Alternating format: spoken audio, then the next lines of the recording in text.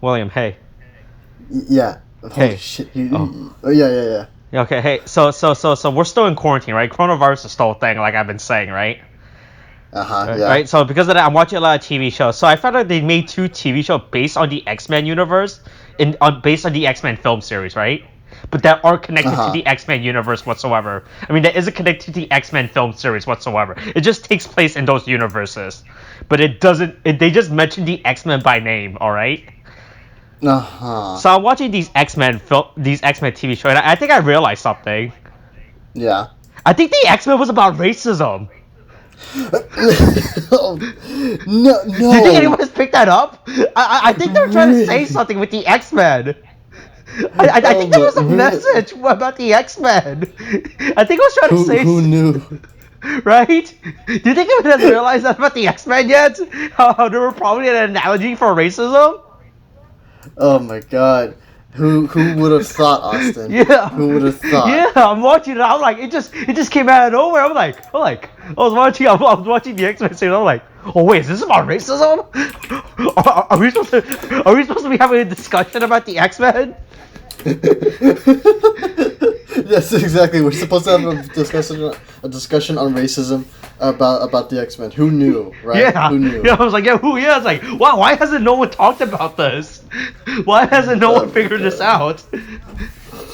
God damn. Why has no one figured about the racism analogy about the X-Men?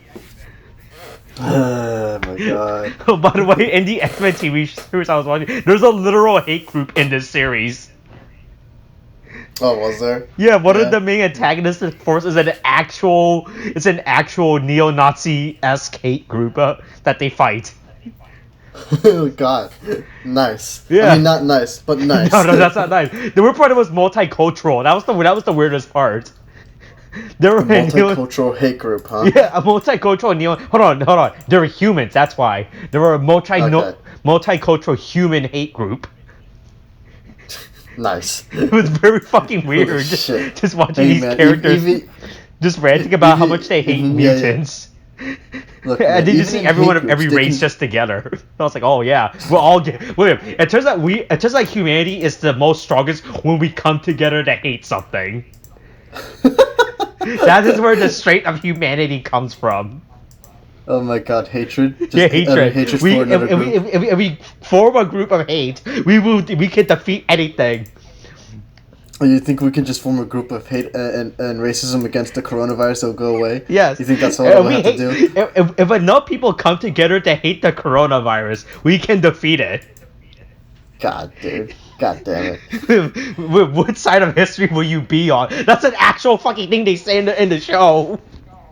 Oh god, of course it is. Because why not? Would you be on the side that hate the coronavirus, or will you be on the side that support the coronavirus? Jesus, only history can tell us. We Only have to history. make sure we're on the right side of Well, history. yeah, we gotta make sure we're on the right side of the coronavirus hating history.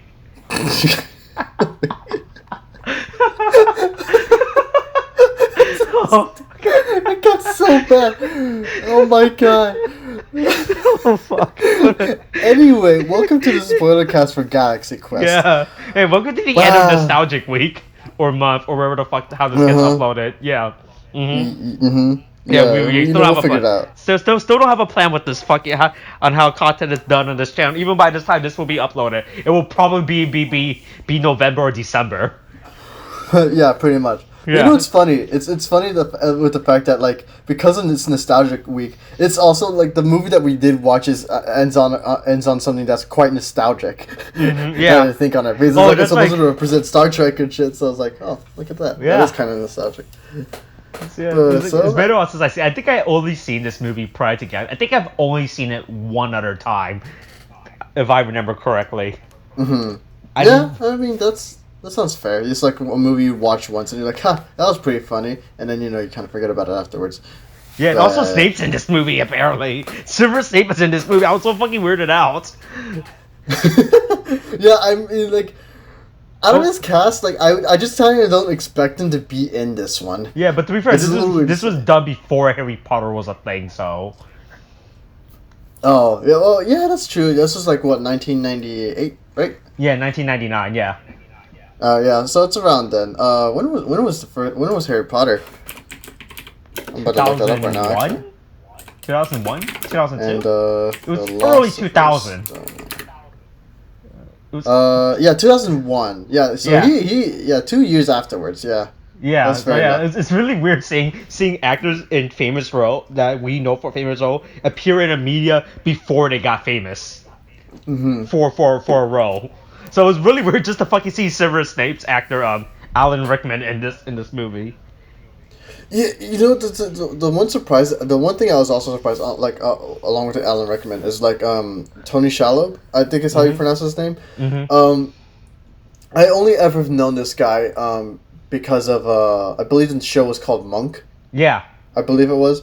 Yeah, like the what was it? The OCD, the very OCD germaphobe, detective. who was a Detective detective too. Yeah, detective.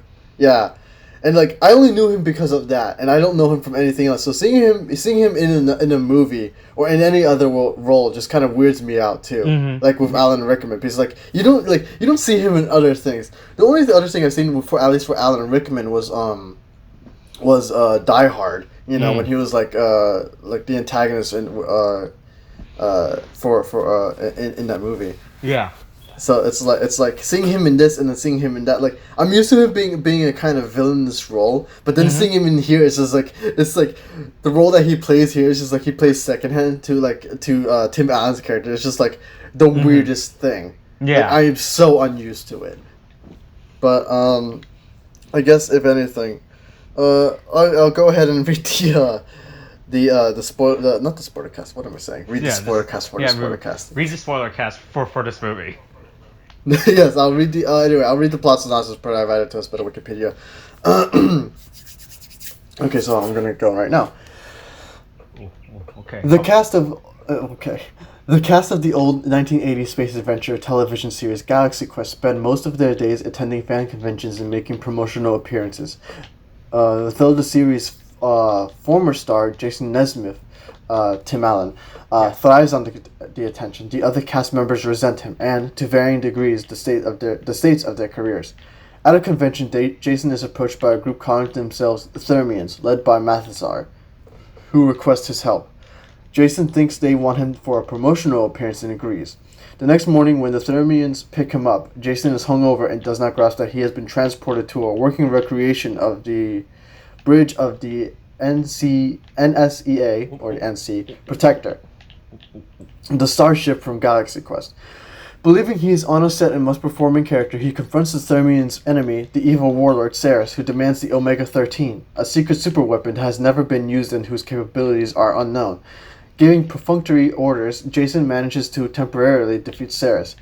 After the grateful Thermians transport him back to Earth, Jason realizes the experience was real. He attempts to convince the other cast members, but is rebuffed. When the Thermian Lalieri appears and requests Jason's help again, the cast... Mm-hmm, okay, I'm playing Spider-Man right now.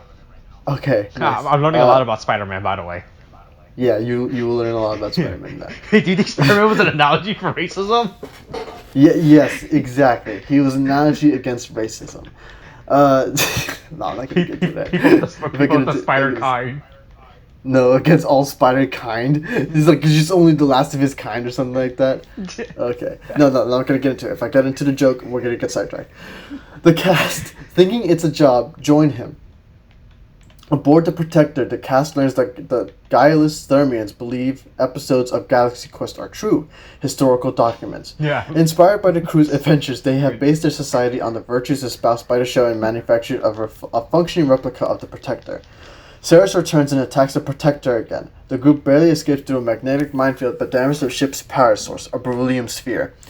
The humans travel to the surface of a nearby planet and retrieve a new sphere. In their absence, Saris seizes the Protector and demands the Omega-13. Jason confesses that he is not the ship's commander and shows Saris the Galaxy Quest historical documents.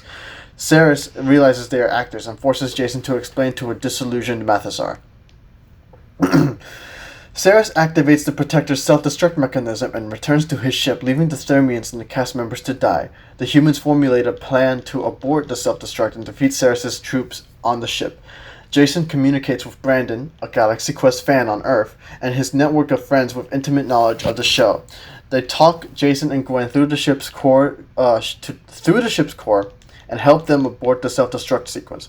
Meanwhile, Alexander leads the Thermians against Saris' forces, and they take back control of the Protector. With renewed confidence, the crew challenges Saris and draws him into the magnetic minefield. This time, the Protector drags the magnetic mines into Saris' ship, destroying it. The Protector approaches Earth to bring the humans home, but Saris, who escaped his vessel's destruction, ambushes them on the bridge and fatally wounds several crew members. Jason activates the Omega-13, which creates a 13-second time warp to the past, giving Jason and Mathesar a chance to disarm Saris before he repeats his attack. The Protector's bridge splits from the main vessel to land the humans on Earth, while the main section departs with Mathesar leading the Thermians. Fuck. Oh my god. Guided by Brandon and his friends acting as beacons, the Protector bridge crashes into a Galaxy Quest convention, coming to a stop on the main stage. The Day's cast emerges to the cheers of their fans, but Saris re-emerges to threaten them again. Jason shoots and obliterates him, and the crew and the crowd assumes it was all a massive display of special effects. The cast basks in the adoration of Brandon, his pals, and their fans. Sometime later, Galaxy Quest is revived as a sequel series. Galaxy Quest: The Journey Continues, with the same crew reprising their roles. Hey William, so I got some problem about this movie, alright?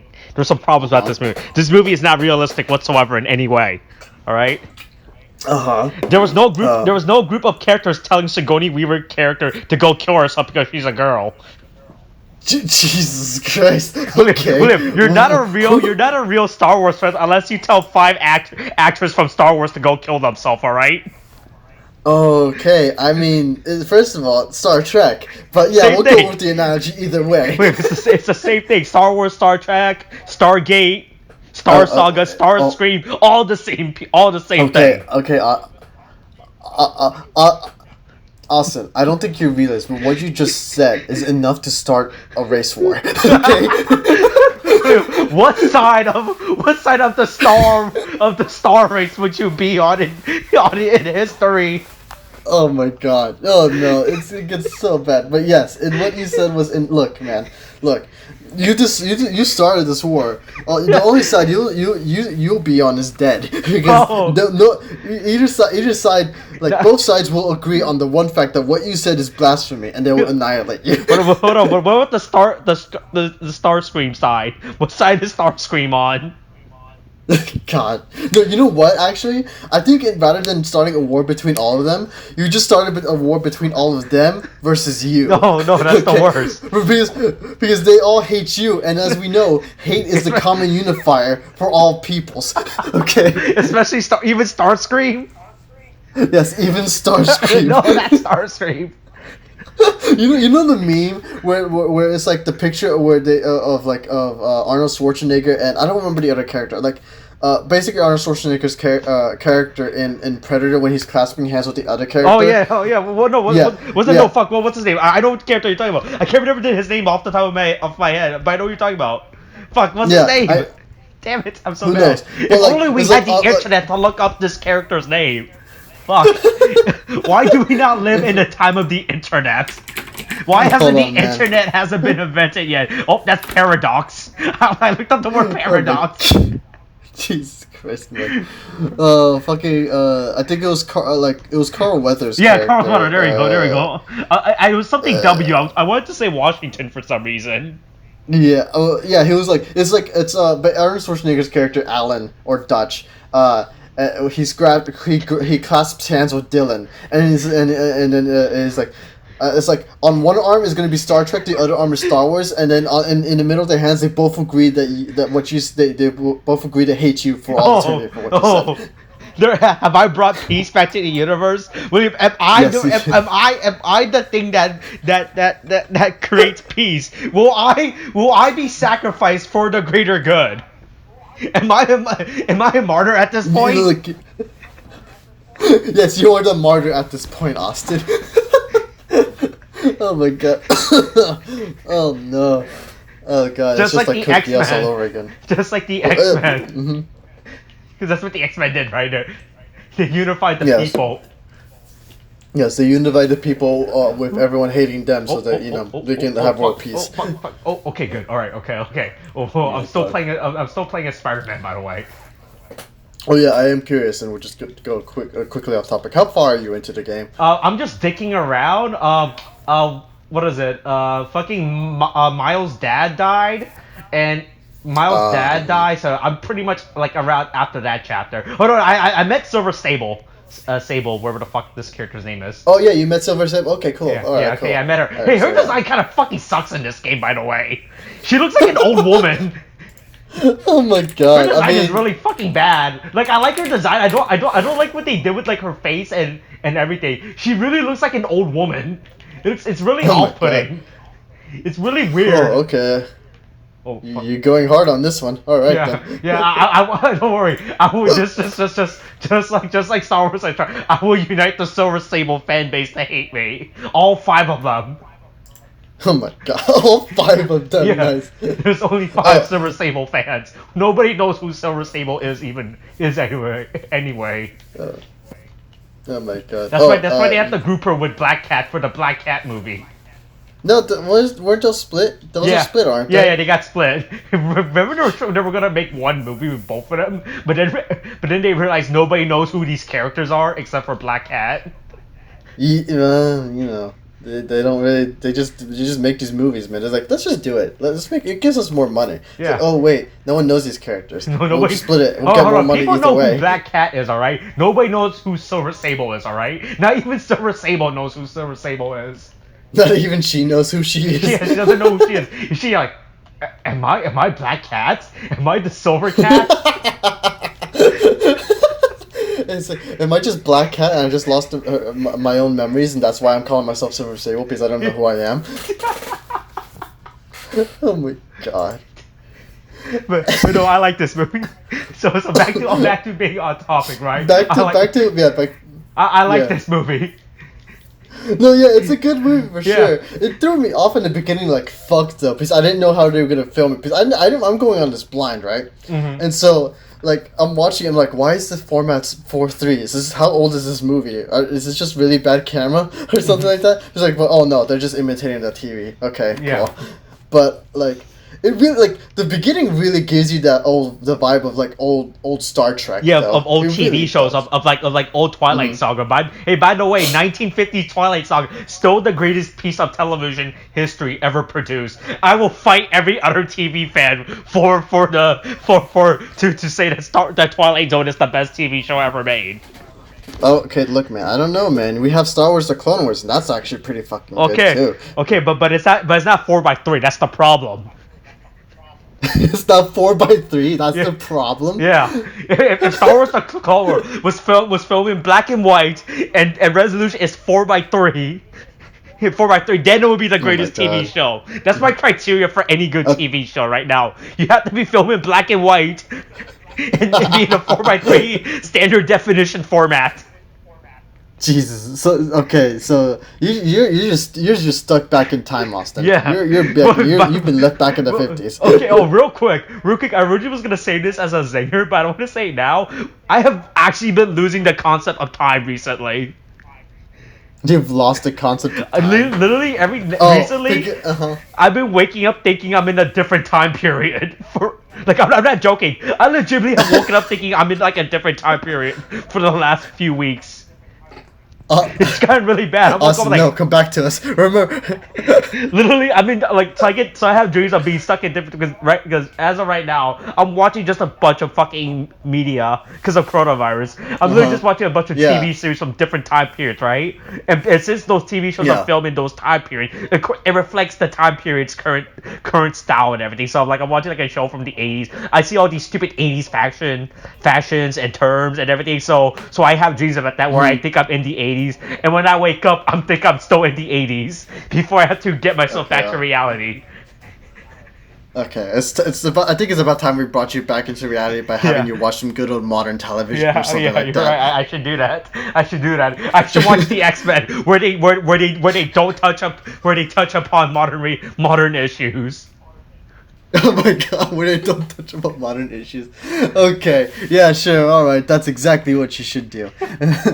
But, But yeah, the movie is like, it begins well enough. I mean, the thing is, they like, what's provided to us in the Wikipedia that they don't really touch on some things, like Jason having this whole issue where he's like, where he's unaware, like he thrives on the attention. He loves the attention that he has by the fans, but like he's only like they don't mention the fact that he's made aware, because he had these two. First of all, you get these two dickheads who just come over and just laugh at other people. So they're obvious dickheads. Where they're in the restroom saying, it's like, hell, look at that. Look at all these geeks and shit, man. It's like nothing has changed. Nerds. It's changed since this movie got created. By the way. Yeah. God. That culture is still alive. Bullying still existed. Bullying still exists, it turns out. Yeah, exactly. I don't know, Austin, though. I mean, you're kind of stuck in the 1950s right now. For all you know, in 2020, bullying has been eradicated. Wait. Have we dealt with bullying in the year 2020? Has no new form of bullying arise yet? Especially that takes place on the data space. Has data bullying been existed yet? Data bullying? Yeah, because remember, in the 1950s, the word cyber hasn't been invented yet.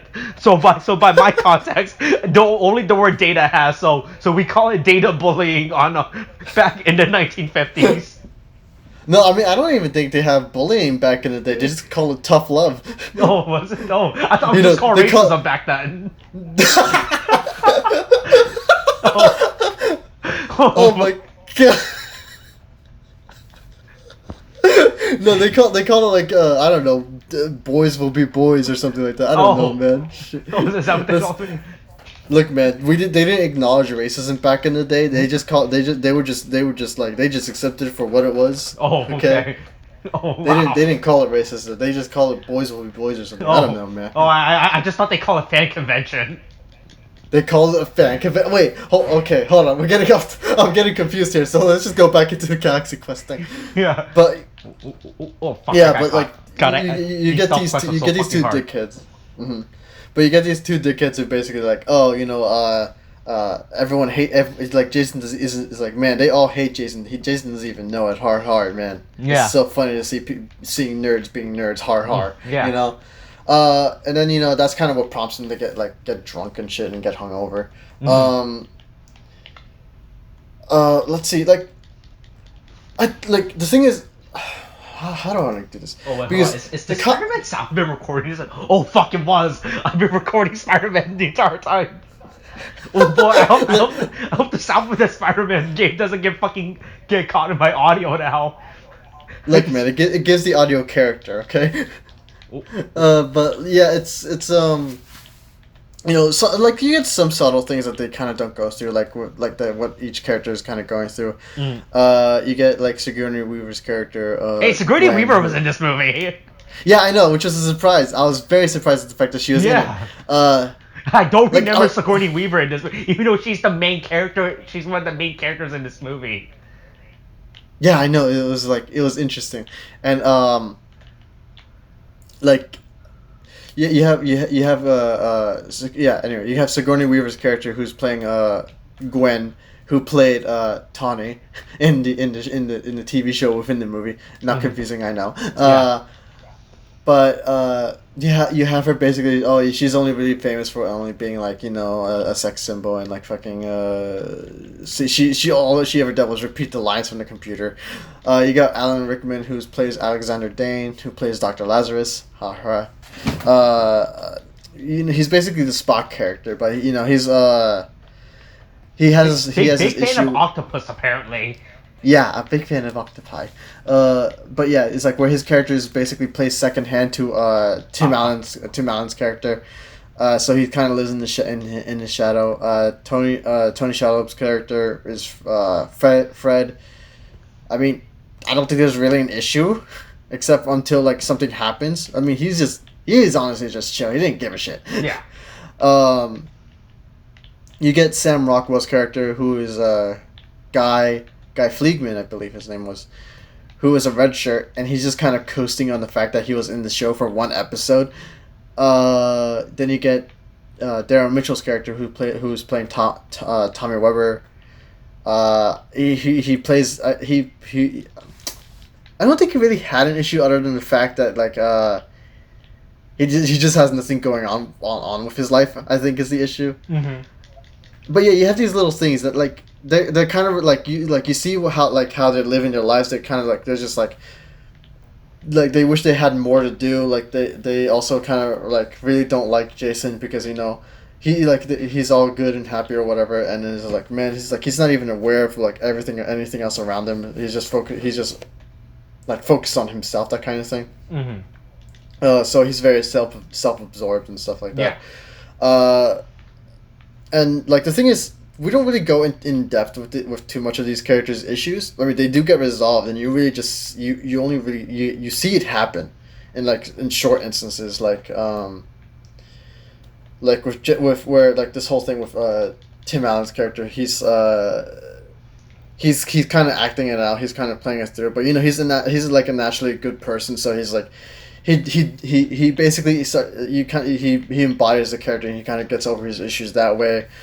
I mean, it's not too much. To be honest with you, like the way they treat the character resolutions is very much how you would see in a Star Trek episode. Mm-hmm. They don't go too in depth into it. It just kind of happens, But it's fine if only. It's like it does get you to care for these characters a good bit because they don't focus too much on there's a plot that drives the story forward, but it's a lot of just on like a lot of this movie just the characters talking with each other. It's just like and the comedy that kind of like gets you watching it.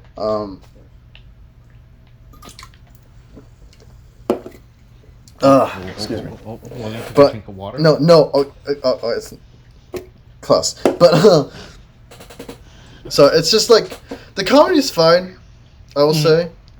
The third means are actually probably like one of the highlights of this movie because they act like in the most ridiculous way possible. Mm-hmm.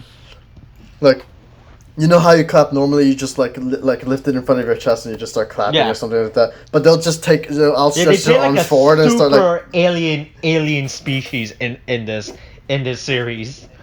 Like it's like an alien that literally has no idea about Earth culture or how we do it on Earth. Like the aliens do not know about racism.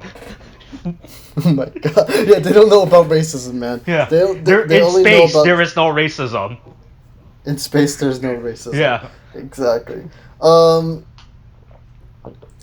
You got You have some nice jokes about like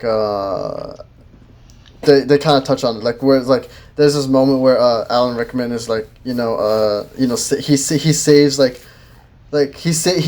Thermians from utter extinction and he saves them and then and when it looks like they're about to thank Alan Rickman's character, it says like, oh, it's like Captain Nesmith rescued us all, or Commander Taggart rescued us all, and then it's like, so they're referring to Tim Allen's character saying, oh, while you see it was Alan Rickman who was saving everybody, it was like they all think Tim Allen's character, and it's like it's like of course, why do I even bother?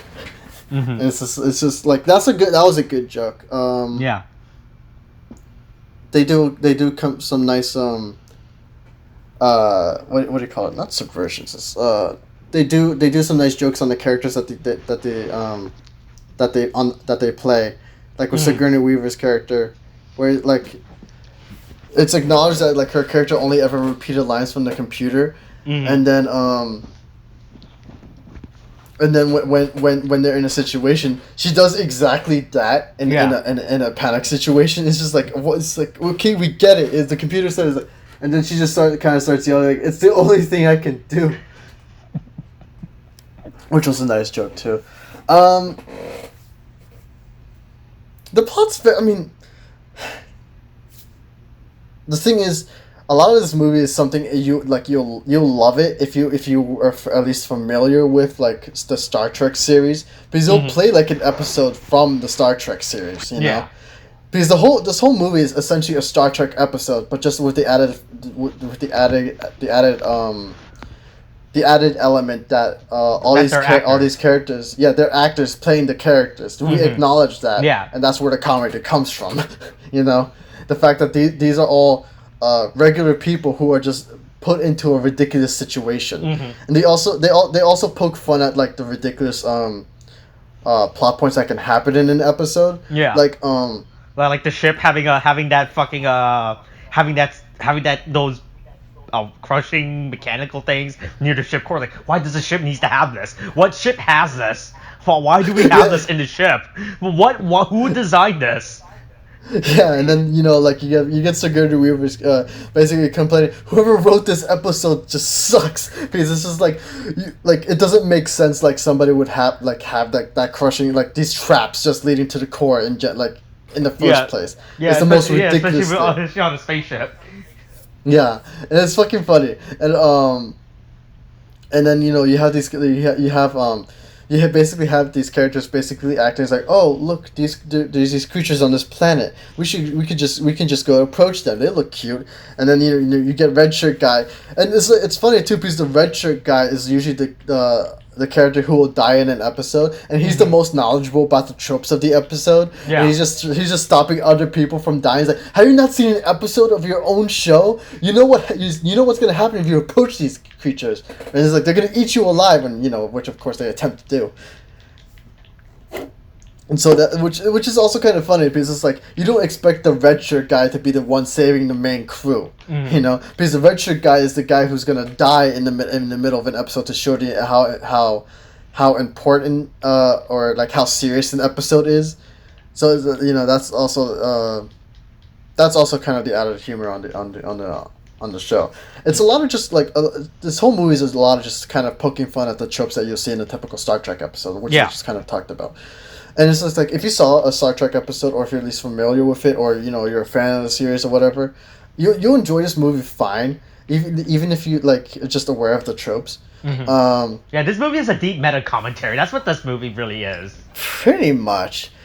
And the thing is, it's a fun movie, and I like this movie. It's not something I could recommend if you're not at least familiar with the sci-fi sci-fi series. You can still watch this movie just as a regular comedy movie. But if you know the elements in the movie, it makes the jokes play out way better, right? Because even like, because I'm gonna go back to the whole machine crushing thing in the spaceship there. Like even if you didn't watch the side, you could still point out and be like, but like as a regular movie go, you'd be like, oh yeah, that's pretty fucking stupid. Like how they're literally pointing out a plot hole in the movie. It's like, this is pretty stupid. Like who would design a ship like this, right? Yeah, but it also kind of like it's funny, because while they poke fun at the tropes that you see in typical Star Trek episode or something like that, they also kind of show its strengths, because like you have when Alan Rickman is rescuing the Thermians, and then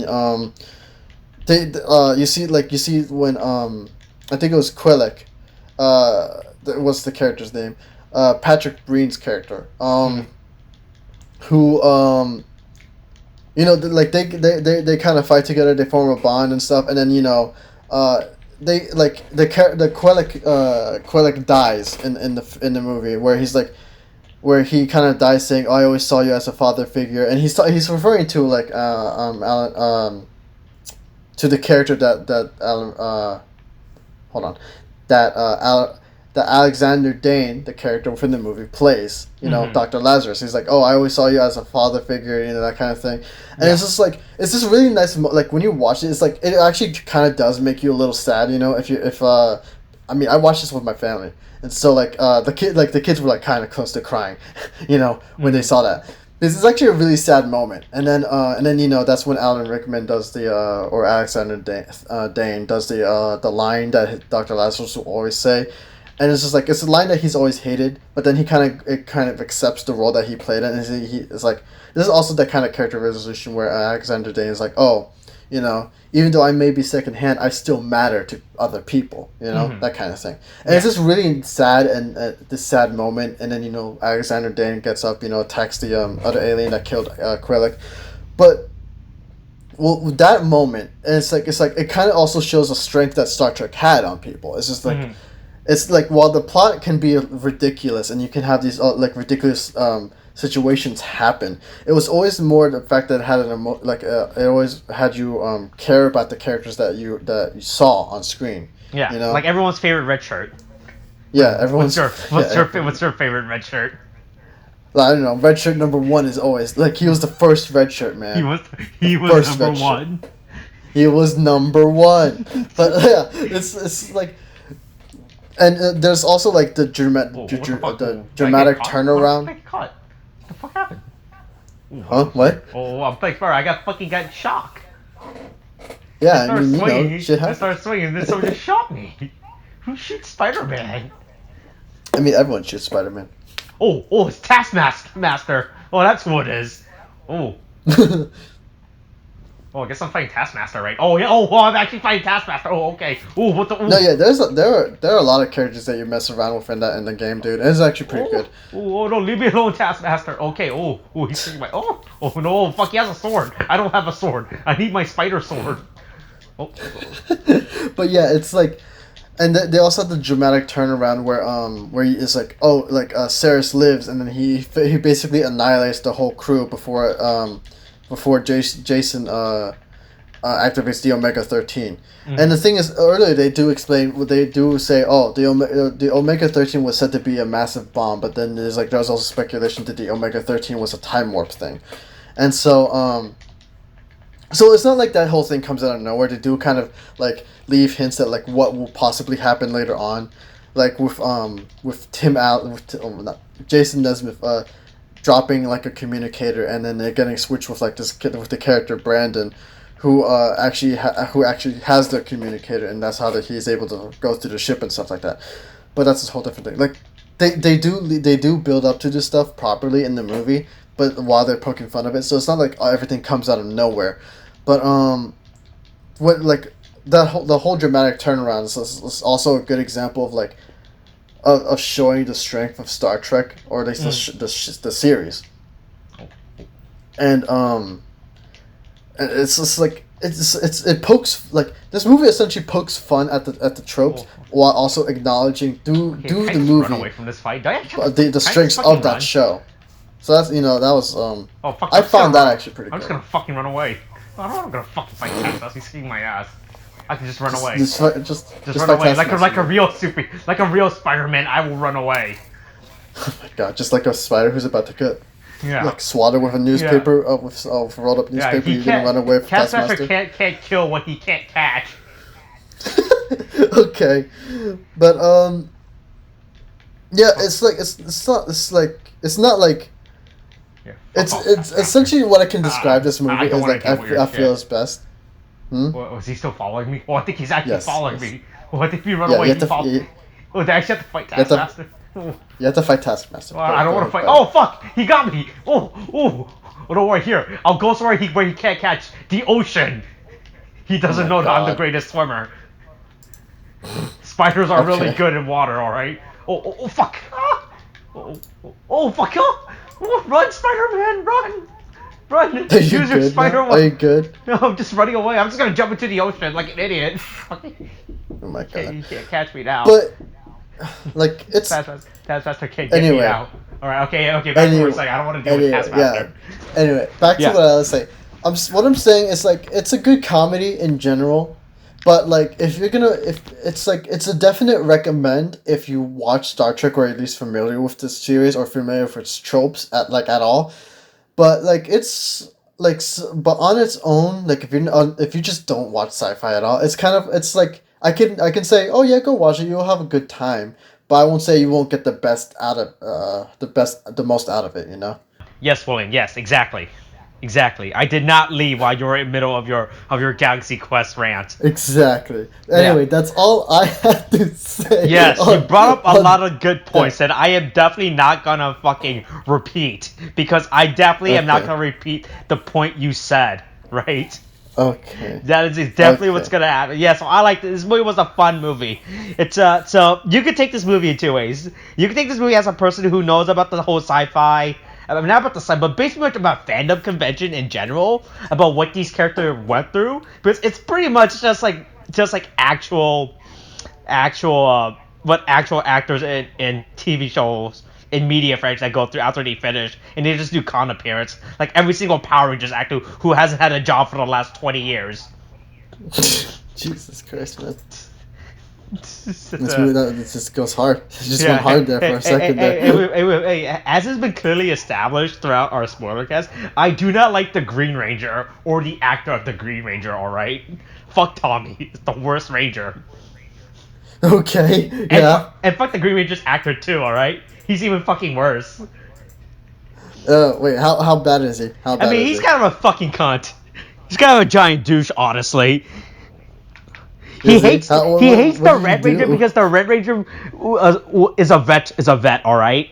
Or, no, wait, he's not a vet, no. He hates the Red Ranger because the Red Ranger actually went out and became a person with a real job. Oh, so wait, it's a jealousy thing? Is that Somewhat? Yeah, the Green Ranger's kind of a giant douche. After the show finished, I think the Ranger went and did paramedic work or something, like a real life duty job, right? Well, the Green Ranger, all he did con appearance and shit like that. He's like, hey, yo, remember me? I was the Green Ranger or some shit, right? Yeah, and then people said, oh man, why can't you be the Red Ranger or some shit? And he got real mad about that. Because after Power Rangers, the original Power Rangers actor, right? The Red Ranger's actor, he pretty much went off the grid, right? He's like, yeah, I did Power Rangers, but I'm gonna go do paramedic, actual job work now, right? Right? Yeah. And while the Green Ranger was like, hey, yo, I'm the Green Ranger. What's up? Give me $50 for my shitty autograph. By the way, he charged $50 for his shitty autograph. $50, damn, dude. Yeah. Fuck the Green Ranger. I really hate the Green Ranger. God damn, dude. Yeah. That's the thing, isn't it? I have a deep-rooted hatred for the Green Ranger. Shit, dude. Yeah. The Green Ranger's kind of an asshole. Alright, so anyway, back to what I was saying. Yeah, this is a good movie. It's pretty much, this movie, you can legitimately watch it in two ways, right? You can watch it as a non-fandom guy, because this pretty much is a fandom shows what's the fandom culture of franchises like, right? And it shows hey, this is what actual actors and what they actually go through in their life of after they finish doing shows, and they just do con appearances. Yeah, this is what they go to. Except for the exceptional part, they're actually going to space. That's not an actual thing. William Shatner and George Takei do not go to space every week, as far as we're aware of. They might go to space every weekend. They might not. I'm not in a position to say. Right? Okay, sure. Yeah, exactly. For all you know, they could just be having an adventure in space right now at this very moment. Yeah, they could be doing space fight right now, and William Shatner could be abusing a PA right now. Oh my god. Oh yeah, that's a thing. Apparently, I read it. Apparently, William Shatner is really egotistic about himself. If you talk shit about him on Twitter, he'll block you. If you call him out for shit on Twitter, he'll block you. Apparently, he's really what's the word? Self-caring about his image or some shit, right? He's really up about his image, and he does like the fact that people call him out on shit. Oh my god, dude. So he's very vain about him? I think so. That's the word. Yeah, he doesn't like when people call him out, and the fact that they tell him that he's wrong about something, and provide proof. He's like, no, I'm right. Blocked. Yeah. All right. Yeah, that's an actual thing with William Shatner. Apparently, he will actually block people on Twitter if you call him out, which is pretty funny. That's actually pretty funny. It's sad and funny at the same time. God, that's not I'm honestly learning new things that I just did not expect to learn at all right now. Oh my god. Yeah. Well, yeah. So like I was saying, so if you're a fandom person who's into fandoms, whatever stupid fandom you want, Star Trek, Star Wars, Starscream, Stargate, Bridge to Terabithia. I'm pretty sure there's a Bridge to Terabithia fandom out there. Matilda fandom. You're part of Matilda fandom, right? Matilda, yeah, you know what? Fair enough. Yeah, the Hook fandom, the 1998 Godzilla movie fandom. There has to be more than 3 people that like that movie. nowadays. I mean, who knows, man? Maybe they'll contact us at one point. Who knows? We'll find out. Yeah, hey, let me know if there's any Godzilla the series fans out there. So we can talk about Godzilla the series. Oh my god. Sure, they'll get right back on us. You know, it's like, oh shit, they mentioned this. We better contact these guys. Someone finally talked about Godzilla the series. Good. Hey, go watch Godzilla the series. By the way, if you already have it, I really want to promote Godzilla the series all of a sudden. There's literally an episode in Godzilla the series where they have all the monsters fight Godzilla at once. Oh my god. They really do have a monster battle episode because they couldn't get any actual Toho monsters, right? So they had to make up a bunch of... So in the Godzilla, they had to make up a bunch of made-up monsters, right? Because they couldn't get any actual characters because that's all copyrighted shit, right? So there's no King Ghidorah, there's no Mothra. There's technically a Mecha Godzilla, but they don't call it Mecha Godzilla. It's... What do they call it? They call it Robot Godzilla or some shit.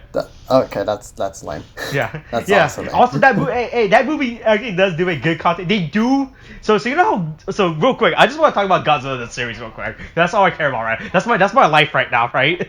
I'm the most biggest Godzilla the series fan, right?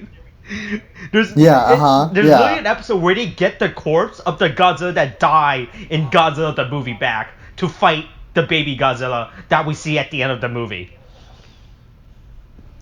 Wait, what? Yeah. So the villain of the show literally finds the corpse of the Godzilla that died in the movie, right? And he brings it back to fight the baby Godzilla at the end of the movie. Cause the Godzilla in Godzilla the series is not the Godzilla from the movie. It's the baby that appears at the end of the movie. Yeah, I figured that because the way that would be a natural lead-in. Yeah. Yeah. But man, that's actually kind of tough. Yeah, it was pretty hardcore. I'm not gonna lie. Just like, oh, now go. No, it's like, oh, now you have to fight your dead parent who's been resurrected as a robot. Been revived from the dead. Yeah, you have to fight Robot Godzilla, not Mecha Godzilla. That's copyrighted. We can't use copyrighted terms in our universe. God damn, dude. Oh, man, you know, I feel that's like I the only enemy Godzilla cannot defeat. Copyright. Godzilla can defeat any monster on Earth except lawyers. All right. But okay, all right. Lawyers are Godzilla natural enemies. All right. Okay. Corporate lawyers, the biggest enemy of the Earth. That is what we should use. That is what we should all hate on Earth together. Corporate lawyers. I'm just imagining like a big Godzilla like in the court of law with a tiny lawyer right next to him. Just like in the hold on. Does the Godzilla have a tie? Does he wear Does he have a tie on? Yes, he's wearing a suit and tie. No, not even a suit and tie. No, you see, he has a tie, but it's not just a tie. It just happens to be he also has to happens to have the collar. The white collar of the shirt. That's it. Just those two things. Just those two, the collar of the shirt and the tie. That's it. Does he carry a tiny briefcase with him that holds all the documents? It's not even a Godzilla. It's not even a Godzilla-sized briefcase. It's like a little human-sized briefcase that he has to hold with two of his claws. It's not even two claws. It's just like the one claw and just dangling on there. He's just constantly adjusting his finger to make sure it doesn't fall off or something. He's in a court of law. Oh my God. Jesus Christ. Okay, no, we're done here. It's gonna get progressively worse. I just know if we continue with this. Hey, that's a good. Hey! We need Godzilla the series season 3 now. All right. Oh fuck! I'm dying. Bless you. Oh fuck! I'm calling right now. We need Godzilla the series season 3. Let's get a petition. Hey yo, all my Godzilla the series, the fans. That's what we call ourselves, the fans. Godzilla the series, the fans. No, it's not even a clever name. It's just the fans. Yeah, the fans. That's all we need. We need to ready for a 3rd season of Godzilla the series. Now is the time. Oh my God, dude. Now is the perfect time for Godzilla the series season 3. Oh my god. Okay, Alright, no, sure, go ahead. Yeah, but anyway, hey, that was a good movie. I enjoyed this movie. You can watch this movie as a as a new audience just going in, right? You probably won't get most of the joke, but there's still jokes that are funny enough for a casual moviegoer to get. But the jokes are better if you know about fandoms and Star Trek and all those Star Space War shows or whatever the fuck. And Godzilla. If you know about Godzilla, you will definitely get this movie. Okay. Alright. This is the biggest Godzilla fan movie to exist. That's what this movie is. It's dedicated to the Godzilla fans. Alright. Watch Godzilla the fan series. That's all I have to say. Alright. I guess that's it then. Alright. We're good? Yeah, we're good. Alright, hey, Godzilla the series is online. Go watch it. Alright, coronavirus is still a thing. Wash your hands. Okay, thanks, bye.